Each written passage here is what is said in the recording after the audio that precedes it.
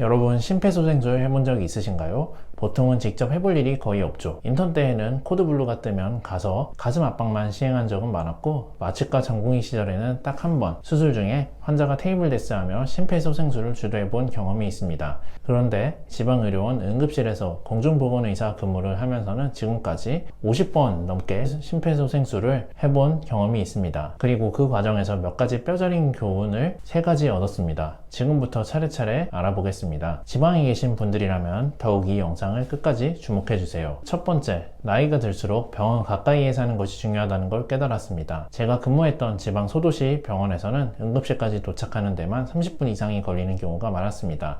응급 상황에서는 1분의 1초가 생명을 좌우하는데, 이송 시간이 길어지면 아무리 최선을 다해도 살릴 수 없는 경우가 많았습니다.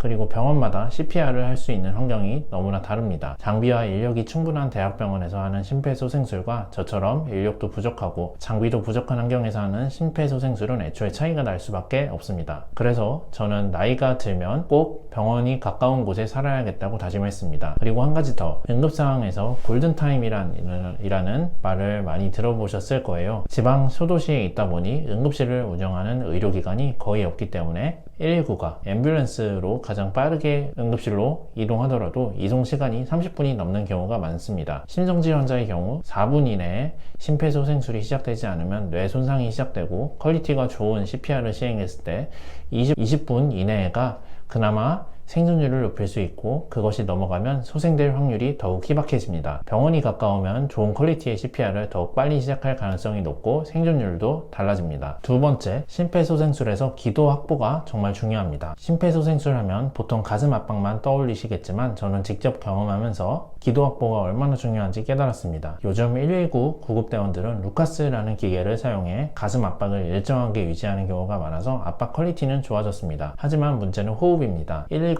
대원들이 사용하는 아이겔이라는 기도 유지 기구가 제대로 삽입되지 않았다거나 환자의 입안에 분비물이 많으면 산소 공급이 전혀 안 되기도 합니다. 그래서 저는 CPR 환자가 도착하면 가장 먼저 입안을 확인하고 석션으로 분비물을 제거하는데, 이 단계를 놓치면 아무리 가슴을 압박해도 산소 공급이 원활하지 않아 소생이 어렵습니다. 장기간 기도 확보가 안 된 상태에서 계속 가슴을 눌러봤자 산소가 제대로 공급되지 않으면 의미가 없습니다. 그래서 저는 119가 병원에 CPR 환자를 이송해 오면 가장 먼저 기도를 확인하고 필요한 경우 바로 기도하는 삭간을 합니다. 세 번째, 심정지 환자의 생존율을 높이려면 최초 발견자가 CPR을 시작해야 합니다. 그런데 현실에서는 최초 발견자가 CPR을 시행한 경우가 정말 드뭅니다. 심지어 응급실에 실려온 환자들의 보호자에게 물어보면 심정지가 발생했는데도 CPR을 시도조차 하지 않고 119를 기다린 경우가 대부분입니다. 사실 가족이 아닌 타인이 CPR이 필요한 상황일 때 내가 괜히 나섰다가 잘못해서 나중에 오히려 소송을 당하거나 하는 불안감으로 안 하는 경우가 대부분입니다. 현재 저희 나라의 현실에서 타인에게 CPR을 시행하는 것은 리스크가 없다고 말하기는 어려울 것 같습니다. 하지만 가족을 위해서라도 CPR을 시행할 수 있는 능력은 갖추어 놓는 것이 좋습니다. 그래서 저는 심폐소생술 교육이 더 널리 이루어져야 한다고 생각합니다. 심정지 환자는 CPR을 하지 않으면 거의 100% 사망합니다. 결국 조금 서툴더라도 누군가가 가슴 압박을 시작하는 것이 훨씬 중요합니다. 결론적으로 저는 심폐소생술을 50번 넘게 해보면서 3가지를 깨달았습니다. 첫 번째, 나이가 들수록 병원이 가까운 곳에 살아야 한다. 두 번째, 심폐소생술에서는 가슴 압박뿐만 아니라 기도 확보에도 신경을 쓰자. 세 번째, 최초 발견자의 심폐소생술이 생존율을 결정지으니 가족을 위해서라도 CPR을 하는 방법을 익혀놓자. 여러분도 이 3가지 꼭 기억해 주셨으면 좋겠습니다. 지금까지 여러분의 통증 주치의 지치이였습니다. 다루어 주었으면 하는 주제가 혹시 있으시다면 댓글을 통해 남겨주세요. 마취, 통증, 응급실 이야기와 관련된 더 많은 내용이 궁금하시다면 제 블로그를 참고해 주세요. 감사합니다.